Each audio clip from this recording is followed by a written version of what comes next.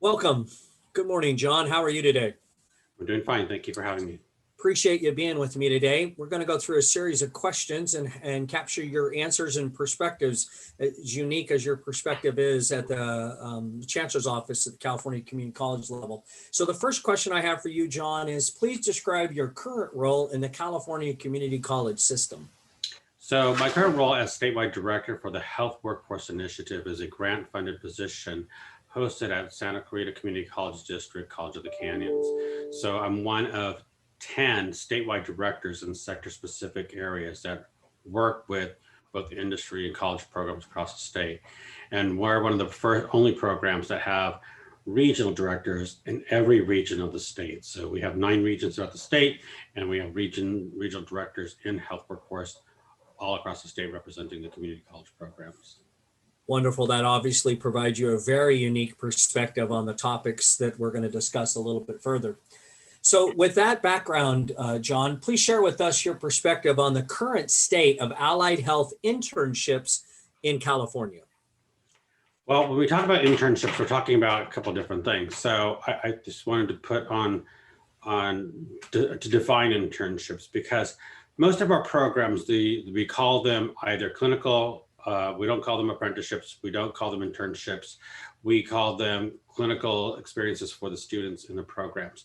Some programs do have internships built into their program plan, but most of them are part of the curriculum, so that students do the didactic theory portion, and then they have to go out and practice their clinical skills out there in the settings. So when we look at internships, you can kind of see it in the same, they're not getting paid for these types of things, but it's part of each course. So depending on the program, each course builds upon skills that they've learned from the previous course, and they advance in that. So they may advance in certain areas of, location where they're working. You give rad techs are just going to start off small with x-rays, and then they can go on into the larger machines. Nurses will start off on the small med-surg floors, or taking care of patients, just doing medication passes before they get into more critical patients. So internships across the board are there. Our biggest problem right now in the current state is that, with the pandemic, and even prior to the pandemic, there was problems with displacement of our programs, and mostly with the nursing programs, but it actually started to had a domino effect to other programs across the state, where it was a little bit more difficult to get students into these clinical internship areas, because we were either getting downsized in the capacity of how many students we can bring at a time, or some industry partners were saying, we're not allowing your students to come back. So one of the biggest problems in nursing is the baccalaureate is entry-level nursing. It's not a problem per se, but as larger hospitals want to engage in magnet status level for their hospital, they're interpreting those guidelines of baccalaureate nurses to be the entry level. And it's not saying that there has to be a certain number there. It just has to be a percentage of nurses that are baccalaureate level. That doesn't discredit those ADN students coming in. Like that, some of the other programs are starting to move towards baccalaureate entry-level practice. So we're going to start seeing some things like respiratory therapy and some of the other ancillary allied health moving towards entry-level baccalaureate level. Those will then open and increase to those, but as the community colleges, we're very limited on how many baccalaureate programs we can actually run. So again, the current state of allied health programs is there's a question about how we're going to return. I just actually hosted a meeting yesterday regarding how people are returning and what's happening with the clinical. And it's been what's been said is about 25 to 50% decrease of students' capacity to return back to the clinical setting. So that means that when I would normally take 12 students in a cohort, I'm only going to be able to take 8. So now that increases my need for additional faculty to go on a different day with the additional students. Right. So it's going to cost us in the end when we have when we look at that. So it's not a fix that's happened. It's something that we really need to take a look at and move forward. We have to really look at what's best interest for not only our students, but I always say we have to look at what's best interest for the community and our patients. That's the ultimate goal. Sure. Well, with that perspective and that's those statements relative to the state of the situation, John, what do you see as the major barriers to increasing the pipeline for allied health clinicals or internships? Well, there's multiple things, and I think one of them, like I stated, was the interpretation of magnet status for hospitals and how they're looking at baccalaureate levels. And it's by no means that nurses are out saying entry level should be at a baccalaureate level. We all kind of agree with that. But if that's the case, then allow the community colleges to run baccalaureate level programs. There's not a lot of difference between our ADM programs and the baccalaureate level programs. Now, some programs have been very, very creative in developing collaborative models or dual enrollment models where students are actually enrolled in both their ADN program and a baccalaureate program. And so by the time they're done with their baccalaureate program in 2 years, then another year or another year and a half, they're completed with their BSN program. Right. So that they're able to take classes that while they're in the ADN program that are not nursing license related, because the baccalaureate, you have to have your license for some of those courses. But if some of those courses were identified and put in earlier that students can take, and then it helps them through the pipeline faster. I think that's a model that we have to really take a look at and replicate in other allied health programs to really make it work systemically for students to be able to get there. Hospitals will then see that the students are dual enrolled, they are in a baccalaureate program. The goal is to get the baccalaureate degree, regardless of what discipline it is. But the barriers are going to be, again, the number of clinical opportunities and the spots for students to get into. It's going to be, coming out of this pandemic, we're going to see another crisis. We're going to see the tsunami effect, the silver tsunami effect of people retiring, sure. And we're also going to see the fact that nurses and other allied health professionals are just tired, and we're going to need replacements for them.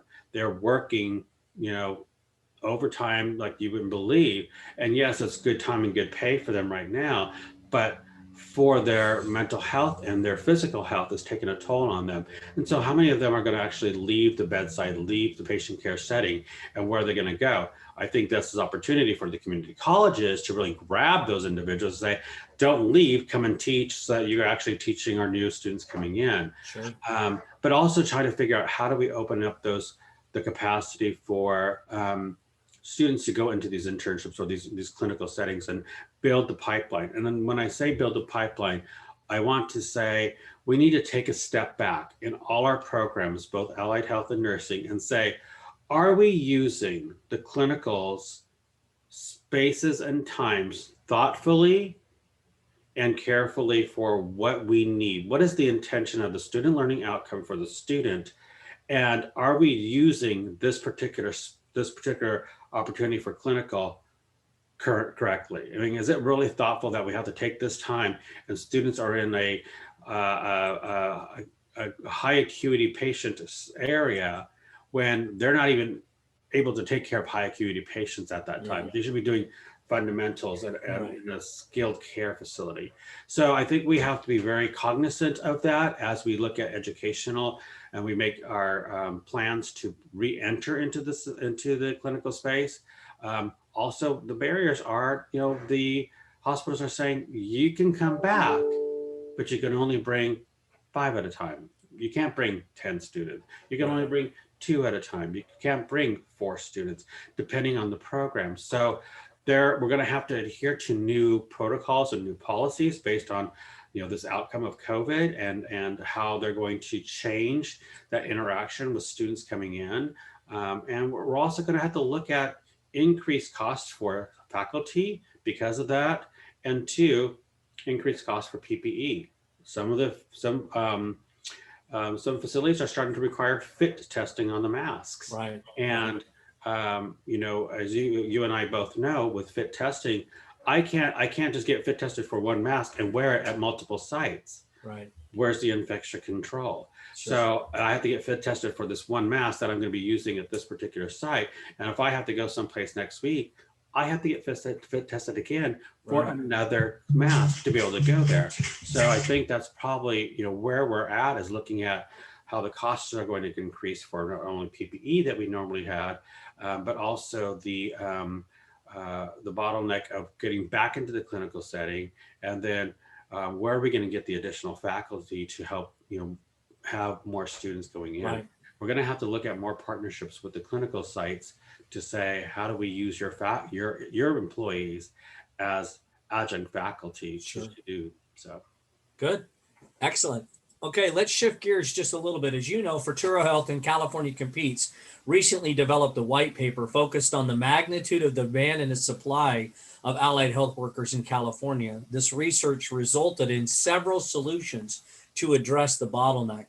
I'd like to go through each of the proposed solutions and get your opinion on each of these solutions. The first one that came out of that white paper was something we called a collective stakeholder change, and really that focused on regional consortia. John, what's been your experience, and what are some of the perspectives that you have on the efficacy of regional consortia?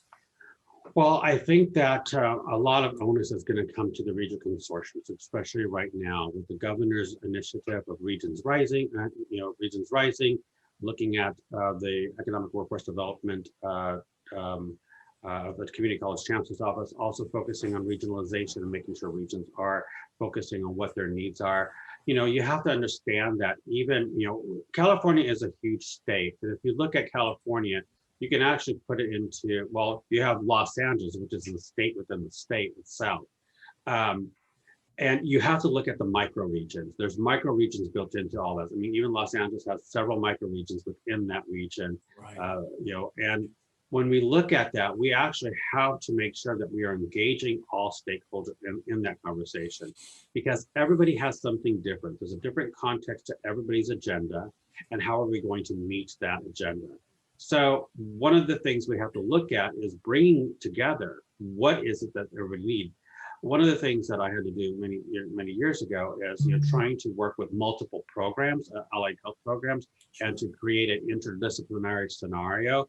I had to meet with each one of them separately, each group, and say, tell me what your objectives are. What is the intent for your student learning outcomes? What is it that you want to see? And then what I have to do is come and put those all together and then align them up and come back and say, this is what I'm proposing because it's meeting your need, meeting your need, meeting your need, meeting your need, meeting your need. And this is how we can actually mold this to make it happen for all. Right. And I think that's what the regions are going to have to really do. They're going to have to be very cognizant, very carefully oriented to what the industry is asking and needs, and listen. Okay, I think that's key, is they have to listen. But the biggest thing is a response. So the stakeholders are going to say, this is what we need, and we want the response. Then the response has to be something that's going to be a win-win for both. And I think often, there's been times where we hear industry, invite industry to the table collectively, and okay, but this is what we're doing. And I think that's mindset has to change. That mindset will need to change, and especially if we're looking at equity, and we're looking at making sure that we have effective and meeting the needs of programs. And additionally, I just was helping write a report for the legislature related to allied health programs, and saying that, we have to take a look at where these programs are saturated and where there's a need, because we don't need to expand programs in capacity because I have the ability to, if I don't need that discipline in an area. So I'm just going to say, hypothetically, with the stakeholders are saying, we don't need medical assistants. We're pretty saturated with that. And we keep on increasing medical assistants in that area. Well, those medical assistants are not going to get jobs. They're going to get jobs elsewhere. Yeah. So why are we continuously increasing that capacity? Let's look at where do we need to put investments and focus on those investments for students to get jobs in these middle skilled jobs and be able to survive and have livable wages, where there's something there for them instead of trying to keep, the mindset, the old mindset, and the community colleges don't really look at this, but the old mindset of just, putting people through a paper mill and getting people out there, and hopefully there's a job out there they'll land on, is a thing of the past. We have to be more thoughtful in how we're focusing on where investments are, what is that need in that particular region. And that's why I think the regions are very key, is that they've identified that. They've identified key stakeholders. Excellent. Well, great. Thanks for that input. The second focus of that bottleneck solution was in the idea of educational program change. You've spoken a little bit about that, but one in a couple of different areas. Some of the changes that were suggested in the bottleneck research report was the increased utilization of simulation. And I know you've got some opinions. And then also, John, on credit for prior learning and competency-based education. What's your perspective on both simulation and allied health, as well as credit for prior learning and competency-based? Well, I'm going to start with competency-based education because, really all allied health and nursing programs are competency-based. You have to have the skill and competency in order to move forward into the program. You can't just okay, well, you'll catch that competency later on. You have to show competency as you learn, because it's stacking. You're stacking that level of information.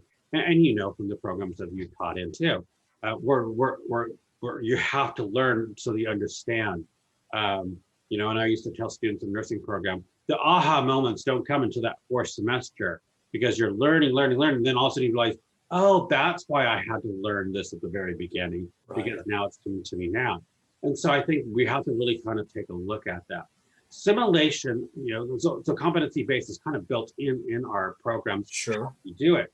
Can we do a competency-based model for the complete program? Again, I think they're already kind of written in that scope, but there's been some talk about how do we make a true competency-based program because students can be self-paced and do that. I don't know how to do that in allied health programs without having multiple levels of students, and so that would be something to really take a look at. And I think it would be innovative to really kind of get that going. But when you look at also the competency-based education compared to credit for prior learning, I agree is a place where we can actually take a look at some of that. One of the biggest things that came out was with the medics from the Army, and they're trained for certain level of skills and certain level of things. I mean, they're doing things out there that me as a nurse would not to do, because that's not the scope. But that's their scope, and they've learned that and they understand that. But how do we creatively look at, and not creatively, how do we look at that learning, and what did they learn there, and how they apply that and get credit for what they're doing into the nursing program? And so I know that many programs were required to look at how do you take Army medics and put them into a nursing program to give them that some kind of credit. I think that's across the board. Many, when I actually became a nurse, people said, when I finally said, "Oh, I got my RN license," I was like, "Oh, you've always been a nurse. You kind of did everything as a nurse." And I'm like, "Oh, well, but I actually have the credential." But I think that you have to take a look at what is the work that's being done and how can you apply it to some kind of career.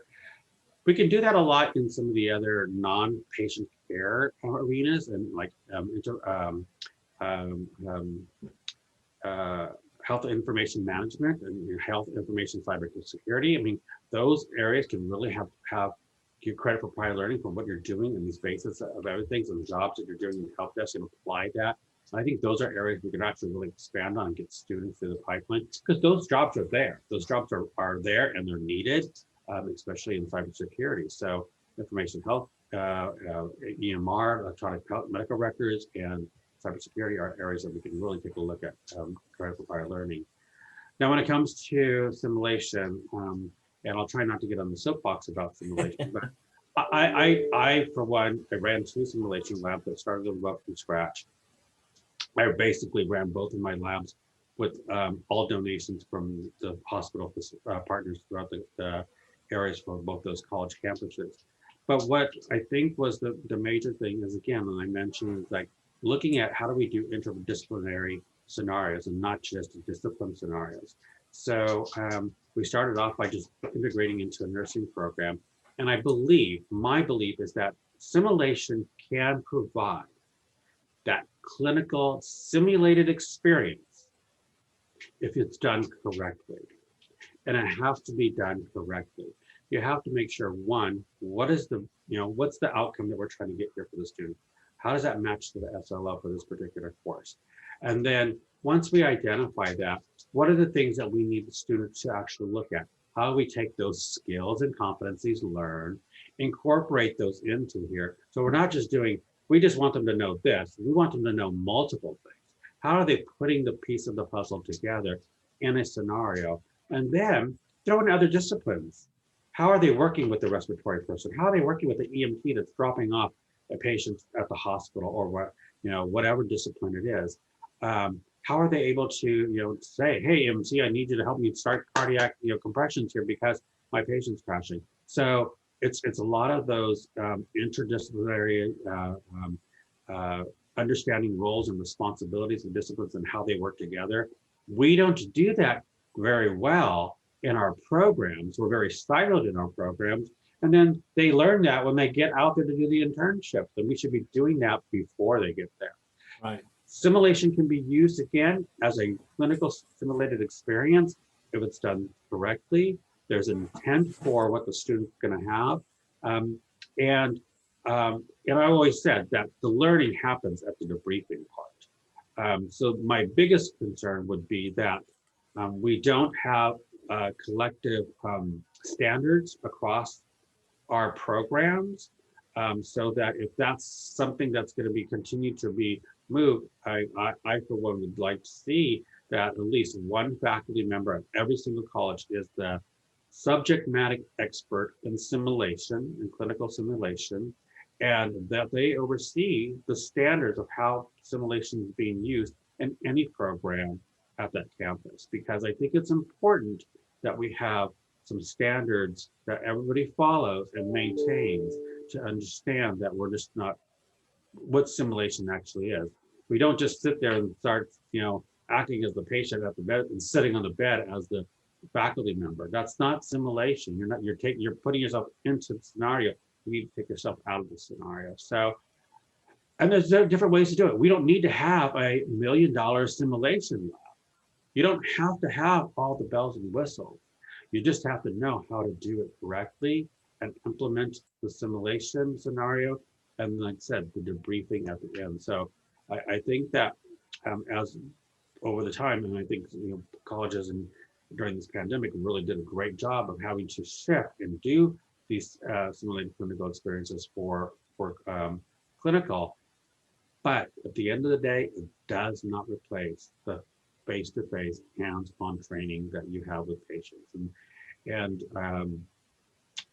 there's a certain level of concern that the students coming out of this pandemic during the last 2 semesters of their programs are going to have some of that higher anxiety level of taking care of patients. Sure. That's something that's really need to be looked at and taken to study with, because we've used simulation as the replacement, and there was less access to patient actual hands-on care. Absolutely. John, I know in other conversations that you and I have had, you've mentioned this idea of standardization and simulation, and particularly on ensuring that at least one or more faculty that are running those simulations have some kind of a credential in simulation. Is that still your position at this time? Yes, I think that, again, there should be a subject matter expert on every community college campus in the allied health and nursing programs, public safety, whoever it is, that holds that credential, that holds that it's a credential for educator in simulation. Yeah, so, good. There's a national association that holds that. California has a simulation alliance that people can be a part of to really have that network, which has been supported by Health Impact. And there's members of that across the state. And now I know some areas, some regions of the state have actually said, let's invest in this. And I think I can put a shout out to the Inland Empire is the Inland Empire region has said, let's do this. Let's get at least a faculty member at every college enrolled and engaged in this training to become a certified educator in simulation so that we can start building that network of standards for programs. And so I think that's key, and I think it's important.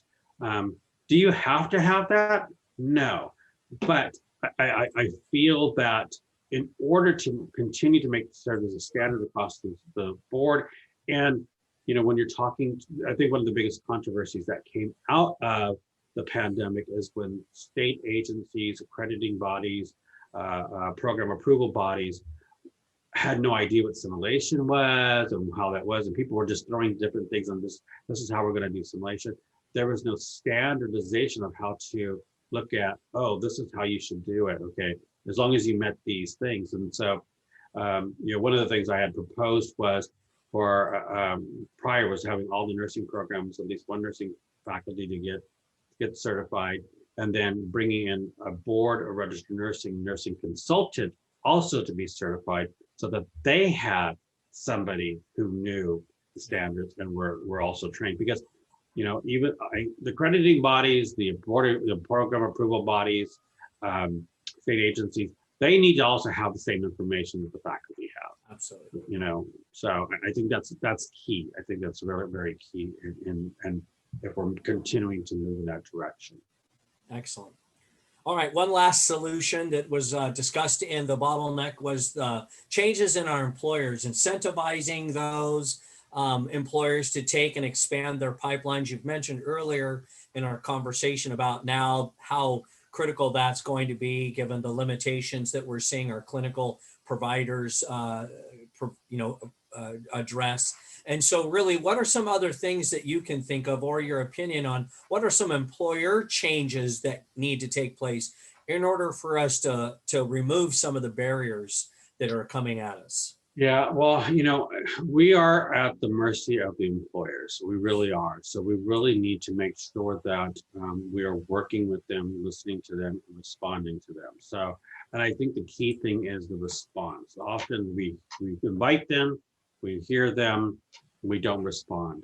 And I think that's key, is the response. We have to be responsive to them in a timely manner, not like, oh yeah, we can start that and the 2 programs going to be 2 years from now. So we have to be responsive, timely. But I think also we need to look at what are their needs and what are their current needs. And often, one of the things that I did as a statewide director, I would get somebody who came to me and said, oh, we need this new discipline. And well, how many? How many do you need? Well, we need 5. Do you just need 5 today? Do you need 5 every month? Do you need 5 every year? What's the 5? Oh no, we just need 5. And I said, well, let's look at, I can help you with looking at a contract education type situation for this to help you with your immediate need. We're not going to start a program for 5 students because It's not sustainable. It's not viable for the college programs. But is there other programs across the state, or are there employers across the state that has the same need? Maybe we need to look at this collectively and look at something different. So I think that's one of the things we have to be more cognizant of. Sometimes if we're just, my only fear about the regionalization is that we're just going to be so keyed into regional that we're going to miss the statewide perspective. And that's one of the things that I bring to the table is the statewide outlook, because I'm hearing the pieces from different areas and saying, sure, okay, wait, we have a larger need here. Let's bring people up to this level, have a discussion, and how we can actually facilitate this and implement something that's like a statewide project. But employers are going to be changing rapidly as far as how are they going to, meet their supply need, because there's the supply that we're going to come out of the colleges is going to be lower due to decrease in capacity, and some programs actually closed enrollment. So we're going to have a gap. We're going to have a gap of students graduating for our programs. So how are we going to meet those immediate needs with those? So we're going to look at that. How do we work with employers to say, okay, help us identify some employees that you want to upskill into these other areas. And so let's create some kind of program, or even develop an apprenticeship program in that sense for students. I think one of the things we need to look at is how do we use, again, the clinicals and the employers thoughtfully, respectfully, to get both our needs met. Again, apprenticeships is a one way of looking at it. When the people hear about our apprenticeship model, they're thinking there's a lot of money and stuff tied in, and I have to pay for this. And I, for one, think that, when we have apprenticeship funding for grants that come out, that there should be a cutout of funds that are only for allied health programs and nursing programs. So allied health, when I talk about allied health, I always include public safety and mental behavior health and stuff like that, and fire, because to me, that's all health. But I think that there needs to be a cutout of funds just for that, to increase pilots of programs and apprenticeships for this group of individuals, instead of continuously competing with the other programs that normally get these funds. Sure. That'll help increase employers' engagement into these types of things. I have a concern about incentivizing employers or sites with stipends, and that's what SB 1348 was actually looking at who's paying for clinical site use. Right. California community colleges cannot afford to pay for site use, nor can we do that. And so incentivizing training sites, by providing a stipend is not something that we can do. But if the government is able to provide them with, tax cuts or breaks or something like that for allowing students, and personally, and this is a personal opinion, I think that any employer or any training site or any healthcare provider that receives any kind of state or federal funding should not be able to not allow students from community colleges or Cal States into their facility. I think that if they're getting state funds and federal funds, then the public education system should be allowed to do their clinicals. Got it. That's my thing. There was some problems we had some years ago where several hospitals started to push out our ADM programs. Right. And we had a problem. We had a very, very huge problem. Those places were actually getting funds, state and federal funds, to help run their facilities. And it's like, well, if you're getting state and federal funds, then you should be able to allow our students to get there, not these other programs. So sure. I wish I had a crystal ball to fix everything and do everything, but I think that this is the time, especially coming back out of recovery and looking at recovery with equity, looking at recovery with the social justice mindset, and how do we get students into these pathways, and looking at all our stakeholders. And at the end of the day, our stakeholders, again, are our community, are the patients we are serving in our health programs. We have to look at what are their needs and how are we providing what they need. And quite frankly, we're not meeting their needs by not providing enough of the graduates that look like them, that talk like them, that speak like them. And we need to be better at doing that. Good. Well, John, I very much appreciate your perspective and your answers to several of these different questions as we follow up on the solutions provided by this bottleneck research. Is there anything else you'd like to share with us that you think is germane to the idea of how do we meet the growing demands of allied health workers in the state of California? You mentioned the gap, which from your perspective is only going to get more significant. Is there anything else you'd like to share with us before we call it a day? Yeah, I think one thing that I would like to see, and I actually was writing this last night with the legislative report, is that I think that investments with legislation has to look at doing a statewide scan. They did a scan for nursing a couple of years back, where they actually looked at all the nurses, they looked at the new graduates, they took multiple data, put it together, and they actually said, you know what, this part of the state is saturated with new grad nurses. If you maintain that, you'll be okay. If you decrease it, you'll still be okay. this part of the state, this area, Central Valley, we need to increase capacity of nurses. There's not enough there. And that report was a model that really should be replicated across the board for all the disciplines in nursing, allied health, public safety, fire, because we really need to take a look at where do we need to concentrate our investments to increase students so that they're staying in that community, that they're not leaving that community, but they're staying within that community to continue to work and provide that much need that's there. And I would really like to see that happen so that as we're making thoughtful decisions and funding investments, those investments are being put into areas that really need to look at. Because again, there's some people who they don't want to work in the desert, so they're going to go someplace else. But there's a need for, nurses, there's a need for rad techs. Why are we putting concentration on medical assistants if there's no need for medical assistants? And so I think we need to be very, very cognizant of that. And by cognizant, the only way we can do that is doing a statewide scan of what's out there. Where are we oversaturated? Where are we undersaturated? And how do we make those investments to get students through and into these jobs? So to use an allied health term, what you're suggesting is we do a statewide triage of our needs. Exactly. Okay. Well, again, I appreciate your time, John, and I very much appreciate your perspective. Thank you very much for spending time with us today. Thank you very much for having me, and I appreciate it. You bet. Have a great day.